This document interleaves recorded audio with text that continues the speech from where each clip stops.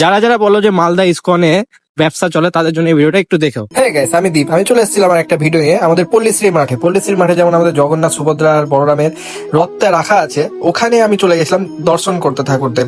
তো অনেকের কথা যে এখন মালদার মধ্যে যে শুধু ব্যবসা চলছে, এদিক থেকে না ভাই, ব্যবসা চলছে। যারা যারা এই কথাটি বলে, ওই কথাটা একবার হয়তো ওরা দুপুরবেলা কখনো ঘুরতে যায়নি।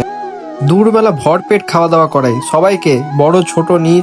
যারা যারা এই দুর্নীতিটা ব্যবহার করছো কথাটা বলো না। আর এখানে দেখো অন্নভোগে আরেকটা কুপন সিস্টেমে ব্যবহার করা হয়, এখানে অ্যাফোর্ড করতে পারবে খাবার, তো তাদের জন্য। আর এটা হচ্ছে তোমার একদম সবাই প্লেন খেতে পারবে, একদম নিচ ওপর ব্যক্তি। আমি তো এটা খেয়েছি গাইজ।